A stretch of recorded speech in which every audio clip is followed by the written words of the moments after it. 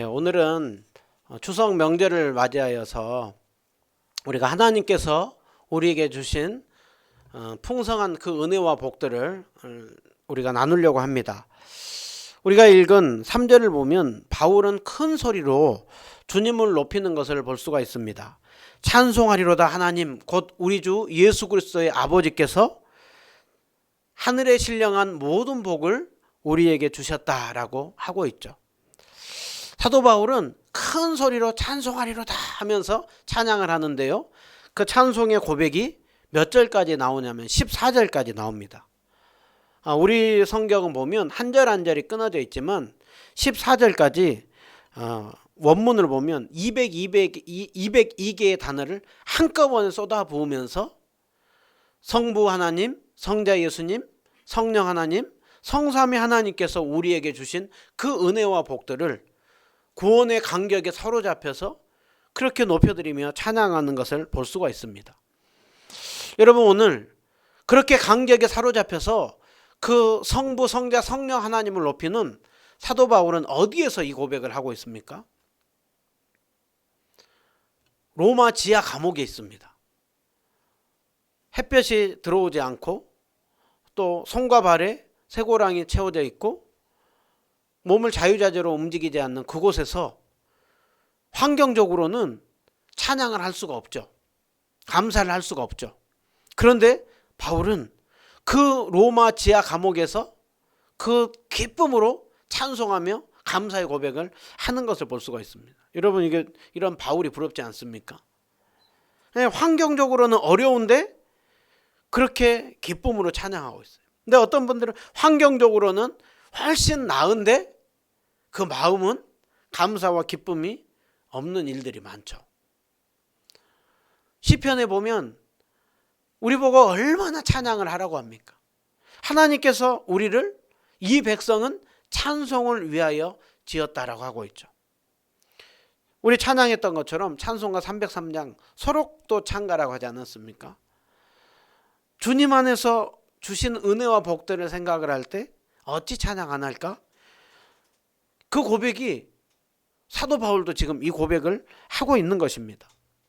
여러분, 추석 명절을 맞이하여서 우리 아까 고백했던 것처럼 감사가 얼마나 있나, 내 마음 가운데 오늘 예배드리는 나에게는 얼마나 감사가 있나, 아니면 그 감사를 놓치고 잃어버린 채로 살고 있지는 않는가. 여러분, 우리가 그 하나님 앞에 감사와 찬송을 올려드리기 위해서는요, 받은 복들을 우리들이 잘 알아야 됩니다. 받은 복들을 세어봐야 됩니다. 내가 생각하는 은혜가 아니라 성경에서 우리에게 주시는 그 은혜와 복들을 우리들이 잘 알아야 됩니다. 그렇기 때문에 우리는 성경을 충실히 살펴야 되는 것이죠. 오늘 사도 바울은 3절을 잘 보십시오. 하늘에 속한 모든 신령한 복을 우리에게 주실 것이라고 했습니까? 아니면 주셨다고 했습니까? 주셨다고 했어요. 앞으로 주실 것이다가 아니라 이미 하나님께서 우리에게 주셨다라는 거예요. 그러면 하늘에 속한 신령한 복이 어떤 것들일까요? 아주 많이 있겠죠. 성경에서 여기서는 이런 은혜, 여기서는 이런 은혜. 그런데 오늘 3절부터 14절까지는 크게 하나님께서 우리에게 주신 하늘에 속한 신령한 복을 네 가지를 이렇게 말합니다. 네 가지가 어떤 거냐면요. 첫째 4절을 보면 하나님께서 우리를 선택했다라는, 우리는 선택받은 존재라는 거예요. 5절을 보면 우리는 하나님께서 우리를 예정을 입은 존재라는 거예요. 그리고 7절에 우리는 속량 곧 죄사함을 받은 존재라는 거예요. 그리고 네 번째로는 10절에 보면 그 모든 만물이 그리스도 안에서 통일을 이루는 하나님의 큰 그림의 구원 계획을 우리에게 알려줬고 우리는 그것을 아는 존재라는 거예요. 이 네 가지가 우리에게 받은 복이라는 거예요. 우리가 이거 하나하나씩 오늘 잘 살펴보면서 하나님께서 나에게 이런 은혜와 복들을 주셨구나.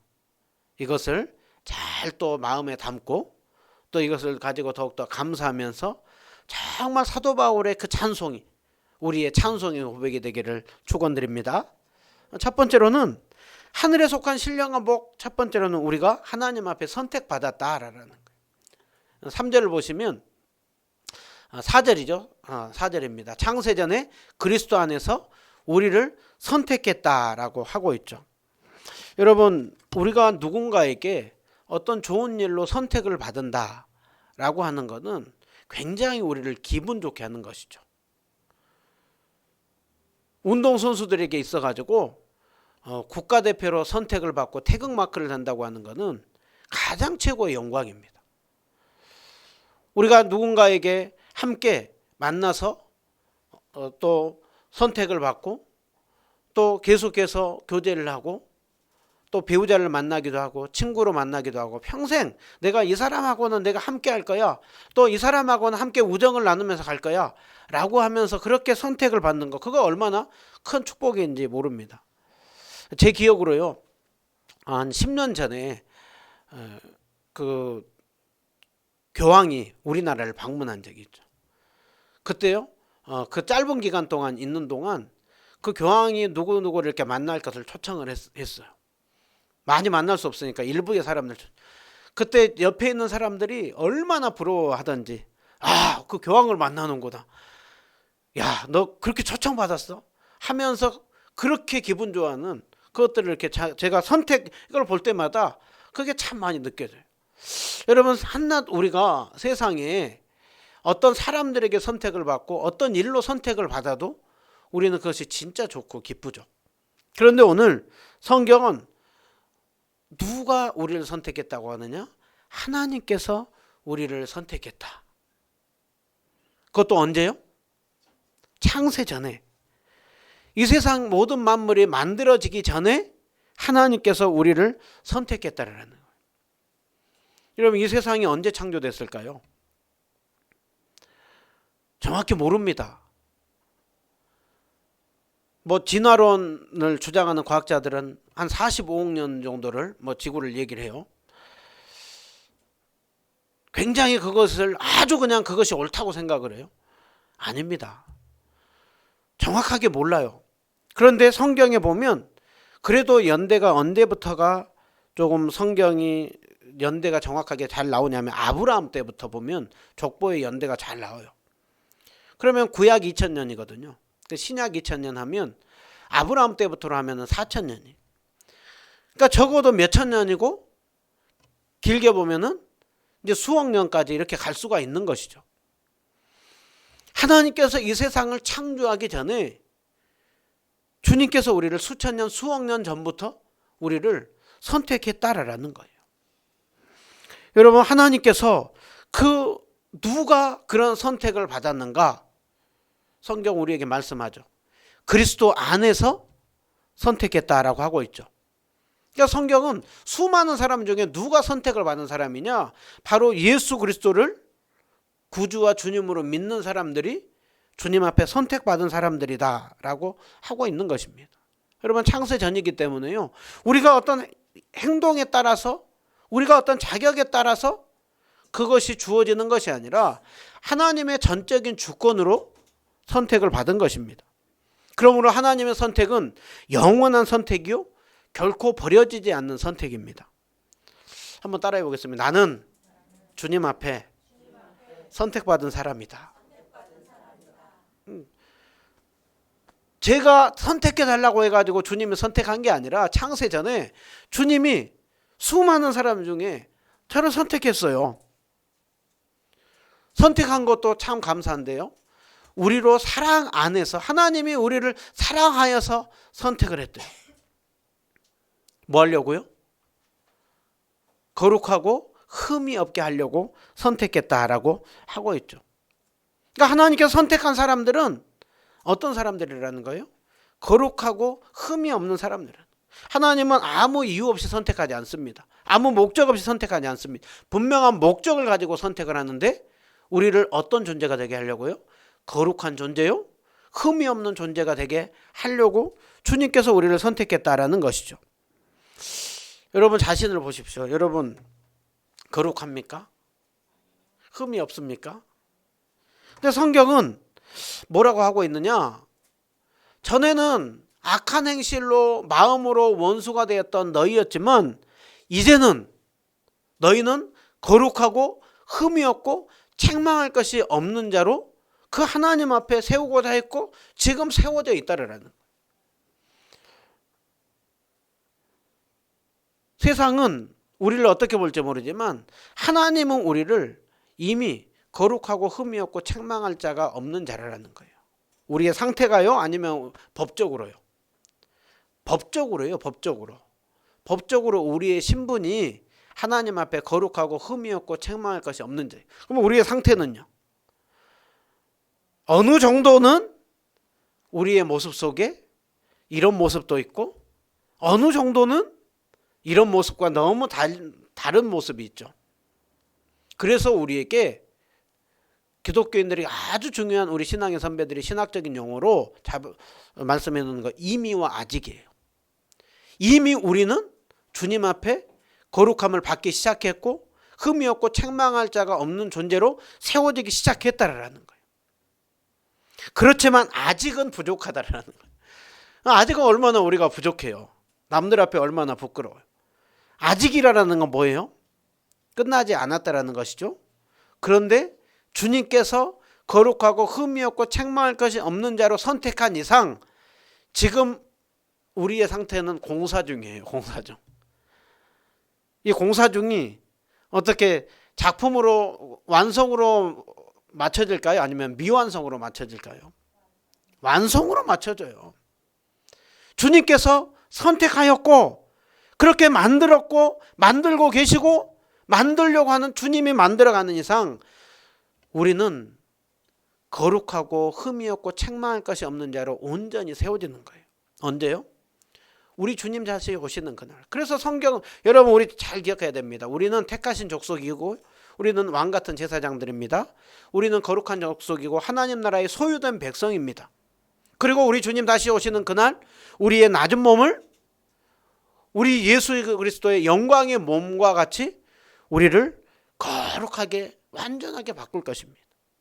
그날이 되면 우리는 그렇게 거룩하지 않고 흠이 많은 이것들이 우리가 온전함으로 바뀔 것입니다. 이 완성의 때가 있는 것이죠. 성경은 이 일을 너희 안에 착한 일을 시작하신 이가 그리스도 예수의 날까지 이루실 줄을 확신하노라 라고 하죠. 사도 바울이 자신이 점점 주님을 알아가면 알아갈수록 사도 바울의 고백이 달라집니다. 사도 중에 작은 자라고 했어요. 그러다가 성도 중에 나는 또 작은 자라고 했어요. 인생의 말년에 가서 그 디모데서를 쓸 때에는 죄인 중에 나는 괴수라고 했어요. 그런데 사도 바울이 그러나 나를 보면은 거룩함이 없고 흠이 많고 책망할 것이 많지만 그리스도께서 그 일을 시작을 하셨고 우리 영광의 주님께서 그 일을 이룰 것이기 때문에 그 주님을 찬양할 수밖에 없다라는 거예요. 여러분 신앙은 오늘 우리가 만들어가기 이전에 주님이 우리를 창세전에 선택을 했고 거룩하고 흠이 없는 자로 계속해서 만들어가고 있는 것입니다. 이 사실을 우리가 알 때 우리는 주님을 바라보면 소망이 있는 것이죠. 그렇기 때문에 우리에게는 날마다 누가 필요하느냐? 날마다 예수님이 필요한 거예요. 예수님이 행해 주신 일이 우리에게 필요하고 예수님이 하시겠다고 하는 그 약속이 우리에게 소망이 있는 것입니다. 그래서 신앙이 좋다고 하는 것은 나를 보고 다른 사람을 보는 것이 아니라 나도 부족하고 너도 부족한데 그러나 우리 가운데 일하시는 주님을 바라보는 거예요. 그게 복음이죠. 그것이 우리에게 소망이 있는 것이죠. 여러분 얼마나 우리가 똑같은 죄를 반복해서 지어요. 그리고 늘 회개하죠. 그리고 정신 똑바로 차려주면 주님 안 하겠습니다. 제가 잘못했습니다. 잘하겠습니다. 그런데 또 반복해요. 그런데 그날이 그날 같은데 주님은 우리 안에서 계속해서 일하고 계십니다. 그리고 우리의 낮은 몸을 영광의 몸의 형체와 같이 변하게 하게 하는 날이 있을 것입니다. 그것을 바라보는 것이 성도요, 그것이 복음을 누리는 삶인 것이죠. 오늘 두 번째로 우리가 받은 복은 주님 앞에 예정을 입었다라는 거예요. 하나님께서 우리를 예정하셨다라고 하고 있죠.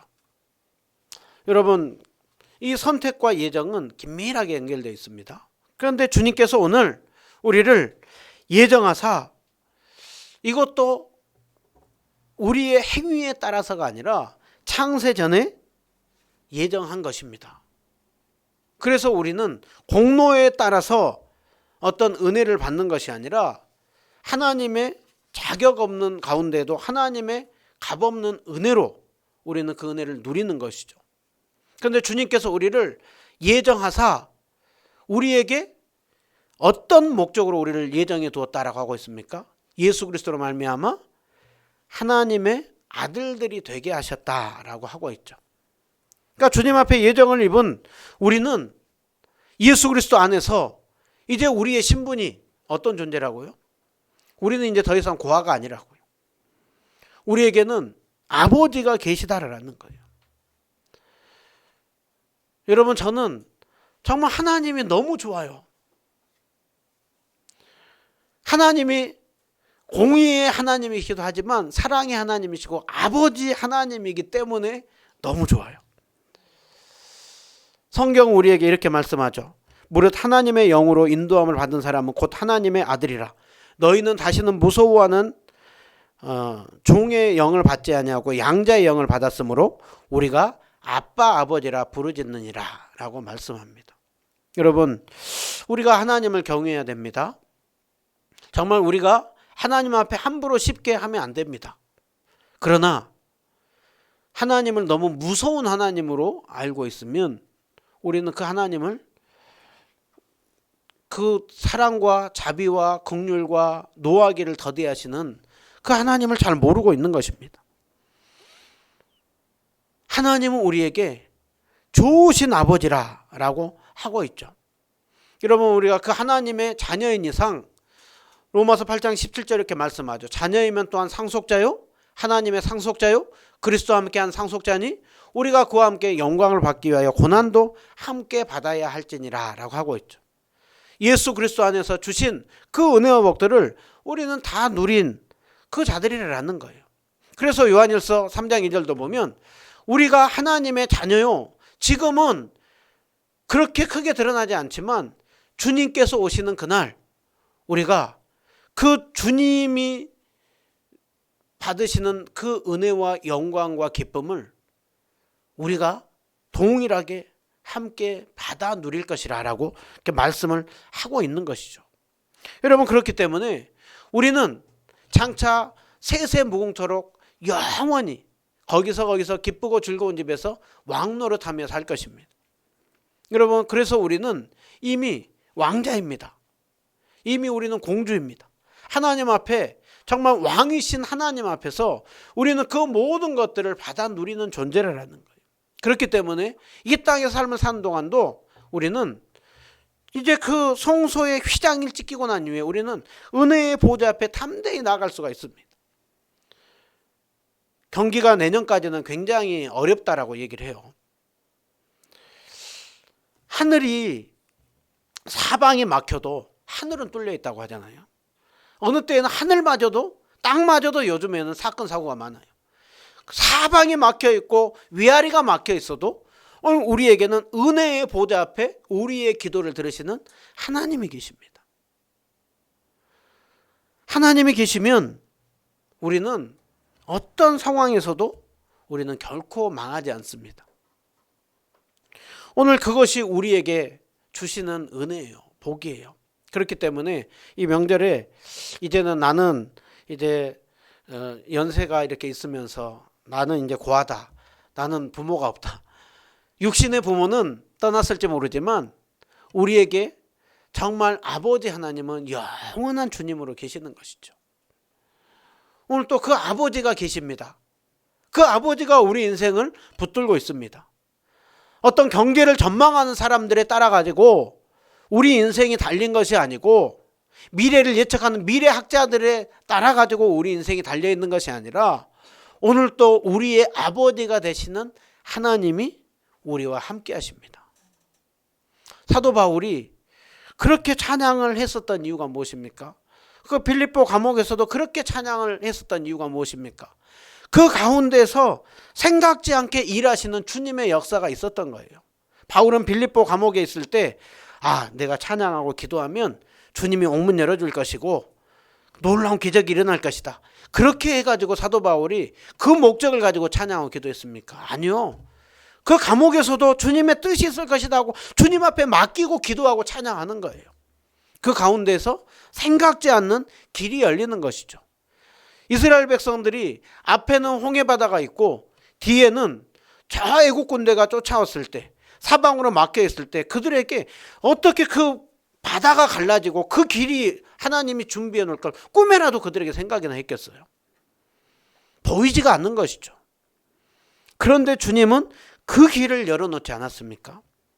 그러기에 오늘 또 우리에게는 아버지가 계신다, 머리로 아는 것이 아니라 이것이 우리의 입술의 고백으로 돼야 되고 우리의 마음에서 고백이 계속해서 되어 나와야 돼요. 그럴 때 그것이 우리에게 힘이 되는 것이죠. 그리고 그것이 복음이 살아있는 것이죠. 오늘 또 우리에게는 아버지 양자로 선택하여 주시는 예정함을 입은 그 은혜가 있습니다. 오늘 그 주님께서 우리에게 베풀으신 은혜 세 번째로는 무엇입니까? 우리는 속량 곧 죄사함을 받았다라고 하고 있습니다. 여러분, 속량이 뭡니까? 속량은 값을 치러준 것입니다. 속량이라고 하는 것은 그 당시에 로마 시대에 보면, 우리나라에도 예전에 보면 머슴들이 있지 않았습니까? 돈 주고 사가서 노예로 샀죠.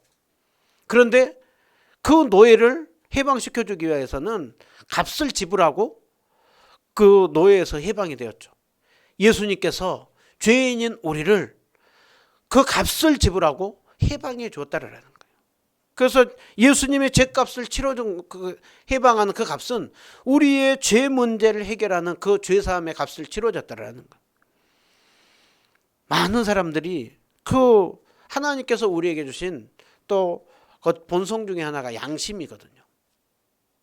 그래서 하나님을 안 믿는 사람들도 그 죄에 대한, 죄책에 대한 그 두려움이 있죠. 그래서 하나님을 몰라도 하늘이 무섭지 않냐, 인간의 탈을 쓰고 어떻게 그럴 수가 있느냐, 이건 하나님의 사람의 본성에 심어준 양심이 있습니다. 이게 도덕법이라는 것입니다. 그래서 정말 양심에 화인 맞지 않는 사람들에게는 늘 죄에 대한 눌림이 있는 것이죠. 그것이 가장 크게 드러나는 것이 어떤 문제가 생겼을 때, 어떤 어려움이 있을 때, 그 죽음이 다가올 때, 그제서야 사람들은 정신을 차리지 못합니다. 내 이 죄악들을 어떻게 할까? 이 마음의 무거운 짐들을 어떻게 할까?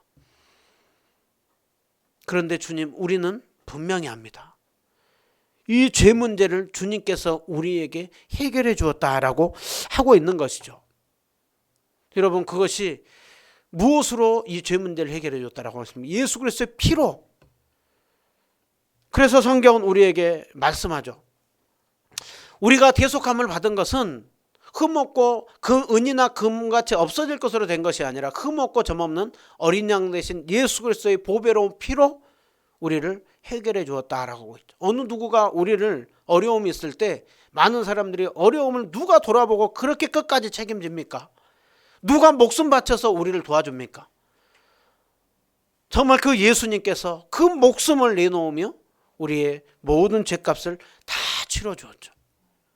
그리스도의 보배로운 피로, 피뿌림을 받음으로 우리는 거룩함을 받은 존재들입니다.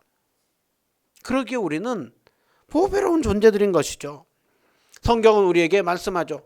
우리가 자격이 있을 때가 아니라 우리가 죄인 되었을 때 그리스도께서 우리를 위하여 죽으심으로 하나님께서 우리에 대한 자기 사랑을 확증하셨다라고 하고 있죠. 그래서 에베소서 1장 7절도 은혜의 풍성함을 따라, 우리가 자격이 있을 때가 아니라 자격이 없을 때 주님께서 풍성한 은혜를 가지고 당신의 아들 독생자 예수 그리스도의 보혈의 피를 흘림으로 우리의 죄값을 구원해 주었다라고 하고 있습니다. 여러분, 그러기에 우리는 죄책감에 눌릴 때마다, 실패할 때마다, 실수할 때마다, 넘어질 때마다, 내가 뭔가 부족해서 그래, 그럴 때마다 날마다 우리는 십자가 앞으로 나가야 됩니다. 에베소서 1장 7절에 우리가 죄인 되었을 때 죄값을 치러줬어요. 주님이 값을 치러줬는데 늘 정죄감을 가지고 살 때, 이런 표현 죄송합니다, 주님이 속이 터지는 거예요. 죄값을 다 치러줬는데. 그래서 우리는 마귀에게 속으면 안 돼요.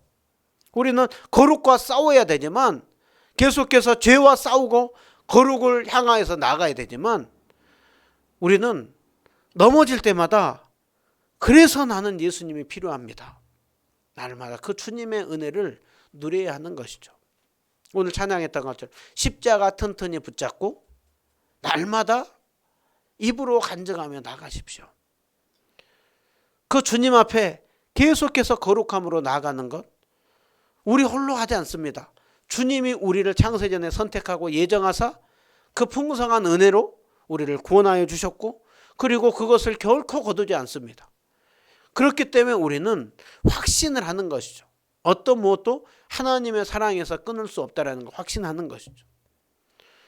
여러분, 그 사랑이 구원해주고 이 땅에서는 철저히 1대1로 네가 잘못하면 거기에 대해서 정죄하고, 네가 잘하면 나는 너를 사랑해 주실 것이다. 아니요.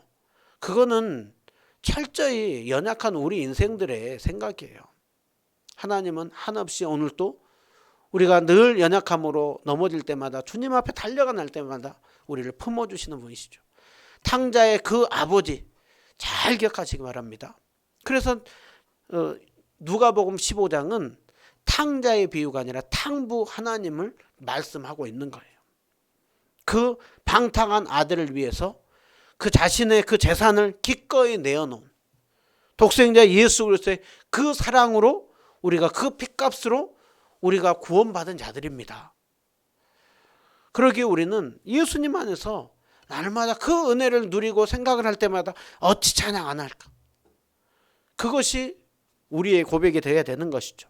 그리고 마지막으로 사도 바울이 또 그 고백한 것은 주님께서 우리에게 주시는, 하나님께서 창세전에 가지고 있는 그 뜻의 비밀을 우리에게 알려주셨다는 거예요. 먼저는 구약 선지자들을 통하여서 알려주었고, 신약의 사도들을 통하여서 알려주었고, 그리고 이제 그 하나님의 뜻의 비밀이 우리에게까지 다 알려졌다라는 거예요. 그러면 하나님의 그 뜻의 비밀, 그 구원 계획이 뭐냐? 바로 1장 10절입니다. 하나님의 큰 그림의 구원 계획이 뭐라고 하고 있습니까? 하늘에 있는 것이나 땅에 있는 것이 그리스도 안에서 통일이 되게 하려 하심이라 라고 하고 있죠. 여러분, 에베소서는요, 로마서가 구원에 대해서 논리적으로 굉장히 잘 쓰고 있다고 한다면, 에베소서는 구원의 풍성함을 담고 있는 것이 에베소서입니다. 마치 컵에 물이 있거나 아니면 어떤 보석이 있으면 이 편에서 보고 저 편에서 보고 위에서 보고 아래에서 볼 때 그 보석의 아름다움이 저마다 빛깔이 다양하듯이, 우리가 받은 구원, 하나님께서 우리에게 베푸신 구원이 얼마나 크고 위대하고 장엄한지를 잘 나타내는데, 그 중에 하나가 1장 10절이에요. 이 에베소서를 길게 설교했던 로이드 존스 목사님이 계십니다. 로이드 존스 목사님이 우리가 베푸시는, 하나님께서 우리에게 베푸신 구원관, 교회관, 이것을 잘 알려고 하면 그 중에 하나가 뭐냐? 에베소서 1장 10절의 내용을 잘 알 때 하나님께서 우리에게 베푸신 구원이 얼마나 크고 위대한지를 잘 알 수 있다라고 하고 있습니다. 여러분, 여기서 중요하게 나온 단어가 통일이 된다는 것이죠. 여러분, 통일이라고 하는 단어를 우리나라 사람은 그래도 잘 알아요. 왜요? 전 세계 유일하게 분단된 나라가 남한과 북한. 그래서 우리가 어려서 불렀던 우리의 소원은 통일, 꿈에도 소원은 통일. 왜 통일을 불러요? 분단되어 있다라는 거예요. 나눠져 있다라는 거예요. 그 분단되고 나눠짐이 하나님의 큰 그림 계획의 뜻은 뭐라고 하고 있습니까? 예수님 안에서 모든 것들이 하나가 되고 질서정연하게 하나가 되는 통일이 되는 날이 있을 것을 말씀하고 있고, 그 일을 하나님께서 구원하기 계획으로 시작하셨고 그 일을 이룰 것을 말씀하고 있는 것입니다. 그런데 그 통일이 영역이 어디서 어디라고 하고 있습니까? 하늘에 있는 것부터 땅에 있는 것이 예수 그리스도 안에서 통일된 하나가 되는 날이 올 것이라 라고 하고 있죠. 여러분, 먼저 땅에 있는 것은 무엇을 말씀하고 있는 것일까요? 우리가 눈에 보이는 세상의 모든 만물을 다 말하는 거예요. 우리 사람뿐만이 아니라 또 동물뿐만이 아니라 식물과 하나님이 창조한 모든 세상을 다 말합니다. 하나님께서 창조한 세상이 눈에 보이는 세상만입니까? 하늘에 있는 것들은 보이지 않는 영적 세계까지 말씀하는 것입니다. 그러기에 하나님께서 계획해 놓으신 큰 그림은 보이는 것과 보이지 않는 것들, 사람과 식물과 동식물 모든 것들이 예수 그리스도 안에서 진정한 하나됨을 이루는 그날이 온다라는 거예요. 그것이 하나님의 큰 그림의 구원 계획이고 그 일을 주님께서 시작하셨고 그 일을 이루실 것이다. 사도 바울이 그것을 알고 나니까 그 감옥에 있으면서도 찬송할 수밖에 없는. 여러분, 우리가 이 그림을 잘 기억해야 됩니다. 에베소서 1장 10절에 그리스도 안에서 하늘과 땅과 보이는 것과 보이지 않는 모든 것들이 통일을 이루는. 여러분, 그런데 우리의 구원하면 우리는 늘 생각하는 것이 어떤 그림입니까? 나 한 사람 구원받았다. 그리고 조금 더 생각하면 우리 가족들, 그리고 조금 더 생각하면 내 주변 사람들. 여러분, 하나님의 구원 계획은 그 정도가 아니에요. 하나님의 구원 계획은 예수 그리스도 안에서 모든 만물이 통일을 이루는 물이 바다를 덮은 같이 여호와의 영광을 인정하는 날이 온다라는 거예요. 여러분, 이 말씀이 잘 믿어집니까? 우리는 잘 믿어지지 않죠. 우리는 옆에 있는 사람하고도 얼마나 찢겨 있습니까? 이 좁은 나라에서 얼마나 서로 여야가 나눠져서 찢겨 있습니까?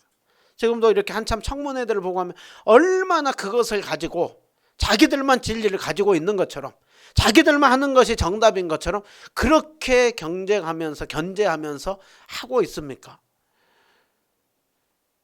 그것이 우리가 사는 세상이고 그것이 우리 인간의 한계예요. 그런데 주님은 오늘 그리스도 안에서 모든 만물을 통일할 때가 온다라고 하고 있죠. 여러분, 그 그림이 어디에 있습니까? 우리가 그 그림을 성경에서 보면 어디에서 우리가 찾을 수가 있습니까? 네, 에덴 동산에서 찾을 수가 있죠. 에덴 동산에서는 정말 그 세상의 모든 피조물들이 함께 하나됨으로 그 하나님 안에서 모두가 질서와 완벽함과 조화를 이루며 살지 않았습니까? 그런데 죄가 들어오면서 그것이 깨졌죠. 그리고 지금은 죄로 인하여서 지금 4분 5열 되어 있죠. 여러분, 지구가 얼마나 지금 몸살을 앓고 있습니까? 이 9월 이 계절에도 지금 에어컨을 틀지 않으면 안 될 정도로 지구가 굉장히 위태위태하다. 지금 막 온도가 조금씩 올라가면서 농작물도 바뀌고 이러다 큰일 난다. 그러면서도 우리는 편리한 거 포기하지 않아요. 그러면서도 우리는 이기적으로 살아가요. 우리만이 아니라 지금 이 지구가 몸살을 앓고 있어요. 동물들이, 식물들이 몸살을 앓고 있어요. 이러다 큰일 날 것 같아요. 여러분, 큰일 안 납니다. 이것이 거기서 끝나는 것이 아니라 주님이 오시는 그날 모든 만물이 회복되는 날이 올 것이라 라고 하고 있죠. 여러분, 그 그림이 성경은 어디에서 또 그것을 잘 말씀해 주고 있습니까? 요한계시록이죠. 요한계시록에 그 그림이 잘 나와 있죠. 오늘 우리 요한계시록 21장 5절 보면 보라, 내가 만물을 새롭게 하노라. 그 날이 온다라고 하고 있습니다. 신실하고 참되니 그것을 기록하고 그대로 너희들은 믿고 따르라라고 하고 있습니다. 여러분, 우리 그리스도인들은 큰 그림 속에서 봐야 됩니다. 우리 한 사람의 구원이 아니에요. 주님은 보이는 세계와 보이지 않는 세계 모든 만물이 예수 그리스도 안에서 물이 바다를 덮은 같이 여호와의 영광을 인정한 날이 오리라 라고 하고 있습니다. 여러분, 요한계시록에서의 그림은 큰 교회예요. 그냥 네 교회, 내 교회, 개교회 그게 아니에요. 그래서 요한계시록에 보면 제가 정말 볼 때마다 도전이 되는 말씀, 요한계시록 7장 9절을 보면 2일 후에 내가 보니 각 나라와 족속과 백성과 방언에서 능이라도 셀 수 없는 큰 무리가 흰 옷을 입고 손에 종려가지를 들고 나와서 구원하심이 보좌에 앉으신 우리 하나님과 어린 양에게, 그날이 되면 네 교회 내 교회 없어요. 모두 다 하나님의 교회예요. 이단 하나님의 교회가 아니라 주님 안에서 우리 모두가 하나가 되어서 한 공동체, 한 교회로 구원하심이 보좌에 앉으신 우리 하나님께 영광을 올려드리는 날이 올 것입니다. 이 그림을 가지고 살라라는 거예요. 그랬을 땐 네 교회 내 교회만이 아니라 조금 더 넓은 큰 시야 속에서 우리는 살아갈 수가 있을 것입니다. 그때 성도들이 고백할 때 모든 천사가 화답하죠. 아멘. 찬송과 영광과 지혜와 감사와 존귀와 힘이 우리 하나님께 세세토록 있을지어다. 요한계시록을 보면은요, 계속 찬송이 나와요. 계속 찬송이 나와요. 야, 모든 만물을 새롭게 하고 회복케 하는 그 주님의 찬송이 나옵니다. 그때 그 회복이 될 때 피조물도 썩어짐의 종로를 한 데서 해방되어서 하나님의 자녀들의 영광에 참여하리라고 하고 있죠. 그때가 되면 모든 만물도 회복이 됩니다. 우리가 이 찬양이 있죠. 사자굴에 어린아이가 손을 놓고, 또 젖대나이가 독사굴에 손을 놓고, 젖먹는 아이가 독사 구멍에서 그렇게 장난치고, 그렇게 해야던 자들이 함께 하나됨 회복을 이루리라 라고 말씀하고 있죠. 우리 예수님이 오심으로 그 일이 시작이 되었습니다. 그 일을 이루고 계십니다. 그리고 그날이 올 것입니다. 우리가 그때를 바라보면서 살 때 우리는 큰 하나님의 구원의 계획 속에 우리 한 사람이 들어가 있는 거예요. 그래서 우리는 퍼즐 한 조각 붙들고 이것이 진리고 이것이 전부인 양, 내 교회가 전부인 양, 그렇게가 아니라 우리는 큰 그림 속에서 바라볼 때 우리는 조금 더 마음이 넓어지는 것이죠. 시야가 넓어지는. 올해 경제가 어렵대, 내년까지 어렵대 할 때 똑같이 어려워하는 것이 아니라, 그래, 그렇지만 그 속에 여전히 하나님은 살아계셔. 그 주님이 여전히 일하고 계셔. 너무 반문화적이고, 청문회를 보면 얼마나 지금 기독교에 대해서 아주 그냥 기독교 창조론을 믿는 사람들을 아주 그냥 외계인 취급해요. 진화론을 믿는 사람들이 지극히 정상이고 너무나도 과학적으로 옳아 보여요. 그 앞에서 창조론을 가진 자들은 비정상으로 보여요. 틈이 없어 보여요. 그리고 거기에 완전 먹힐 것 같아요. 그러나 그렇지 않습니다. 그리스도 안에서 모든 만물이 하늘에 있는 것이나 땅에 있는 것들이 통일을 이루는 날이 올 것이고, 그 구원의 분명한 약속 속에 우리가 들어가 있습니다. 그리고 그 주님이 오늘 또 구원 역사를 써나가고 계십니다. 여러분, 이것이 얼마나 큰 은혜고 복이에요. 여러분, 그 구원의 영광, 큰 그림 속에서 이루시는 구원의 계획 속에 우리가 들어가 있음을 알고, 그 가운데 우리가 선택함을 받고, 우리가 예정을 입어서 하나님의 자녀가 되고, 예수 그리스도 안에서 죄사함을 받고, 오늘 또 그 주님 안에서 살아감을 믿으면서 한 주간도 당당하게 승리하는 삶을 살아가는 우리 모든 성도님들 다 되시기를 주님의 이름으로 축원드립니다.